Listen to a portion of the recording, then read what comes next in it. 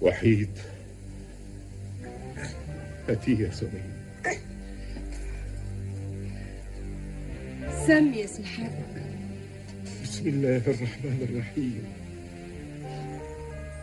معلش يا ابني، أنا مش هعيش لحد ما أربيك وأعلمك، لكن يمكن ده يكون في مصلحتك، يمكن ربنا يكون رايد لك الخير يا ابني.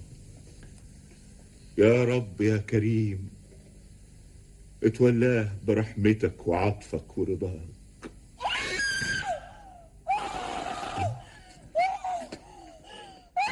زينب، مالك يا زينب؟ الحقني يا شوقي. ايه؟ الحقني. مالك يا زينب؟ ولد خلاص. انا خلي سلامة يا ضنايا، انا خلي سلامك. الدنيا حلوة قوي يا ست حسين. سلامتك يا زينب. انتوا هتقعدوا تتراسوا تتفرجوا عليها، حد يجري ينده لمنتهى. انا هروح اجيبها.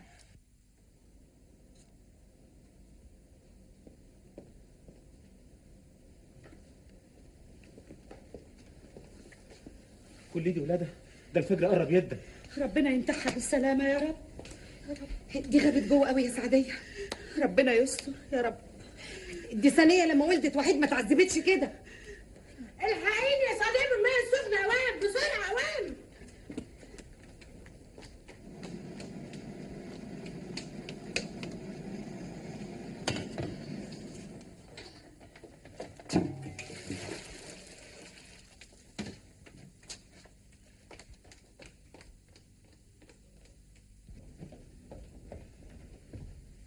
ادعي لها يابا. بدعي لها يا ابني من ساعتها، ربنا هياخد بيدها ان شاء الله. ما تعملش في نفسك كده، امال هتقوم بالسلامه ان شاء الله يا رب. تعرف يا شوقي، لو ربنا اكرمك بولد عايزك تسميه ايه؟ اؤمر يابا. احمد، علشان يبقى اسمه احمد شوقي على اسم شوقي بيه امير الشعراء. حاضر يابا. ألف مبروك يا سي شوقي، جالك ولد. الحمد لله، الحمد لله يا رب. احمد جه يابا، احمد شوقي. هتقول اشوفه يا شوقي. حاضر يابا.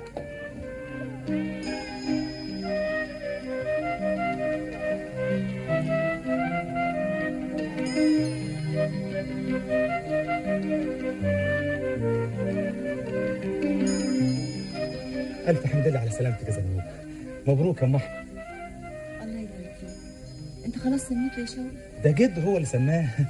تعال هاتي بقى اما جد يشوف علشان عايز يباركه. حرام يا سي شوقي، خليه مكنوف في حضن امه. يا ست ما تخافيش. تعالى يا واد يا احمد، تعالى جدك عايز يشوفك.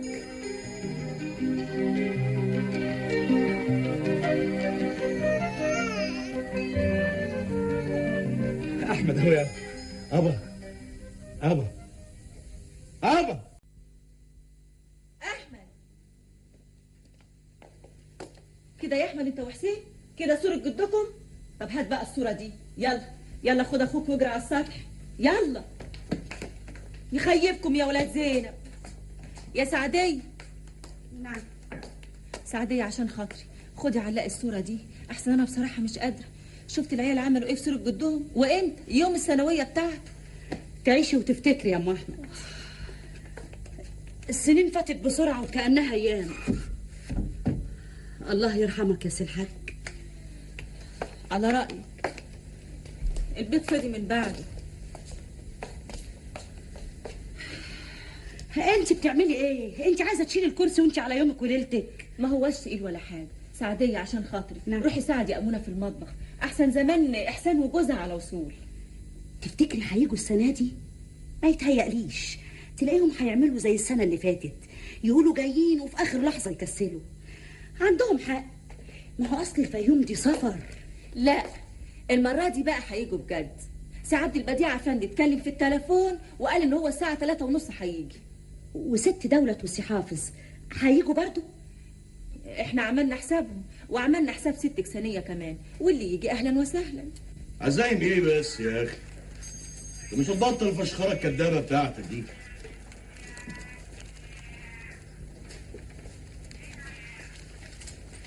كفايه الفقه اللي هيجي بالليل يقرا شويه وخلاص. دي عاده يا حافظ، وابوك يستحق منا برضه ان احنا نحافظ على الثانويه بتاعتك. اختك احسان وجوزها جايين من الفيوم، وثانيه مرات ابوك جايه، العيله كلها هتبقى ملمومه النهارده. الو يا بانس، حافظ يا اخي، بقول لك ايه، ورق اللف الجديد جالك من المطبعه؟ ايه انت كمان؟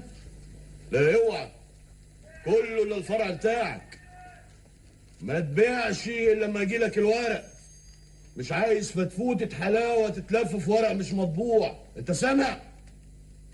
بالسلامه يا اخويا. بدل ما انت قاعد تعمل لي في عزايم وتقول لي مرات ابوك واختك، وقاعد زي الضيف كده، وبعد نص ساعه تدور على الشله بتاعتك وتوضبوا سهره كل ليله، بدل ده كله يا اخي ساعدني. الله، وانا هقطع نفسي؟ جرايه يا حافظ، ما كل حاجه ماشيه مظبوطه اهي. اه طبعا مظبوط، وانت دريان بحاجه؟ رامي الحمل على كتاف انا، وشاطر بس بجر كل يوم فلوس على الجاهز. يا حافظ ما بلاش عكنانه وخناق النهارده بالذات، خلي ثانويه ابوك دي تعدي على خير. قول لي ما تعديش يا اخي، انا زهقت بقى. لا انا استاذن احسن. سلام. على فين العزم ان شاء الله؟ هروح اقعد في الفرع بتاع شارع عبد العزيز، انا هستناك على الغدا، لازم تيجي تقعد مع احسان وجوزها شويه احسن ما يشرفوك هما في البيت.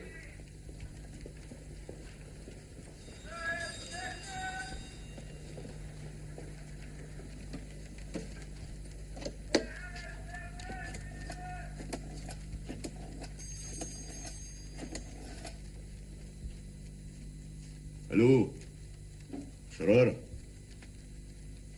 شو اخويا جاي لك دلوقتي، لو سأل على يومية المحل وري له الدفتر اللي وضبطهولك.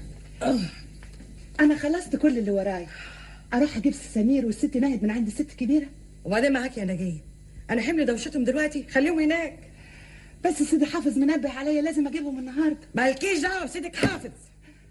خلاص ما تنرفزيش نفسك، انت حامل والنرفزه مش كويسه على الجنين. تعبت يا نجيه، تعبت وعايزه اولد واخلص بقى. كلهم 3 شهور وهيعدوا.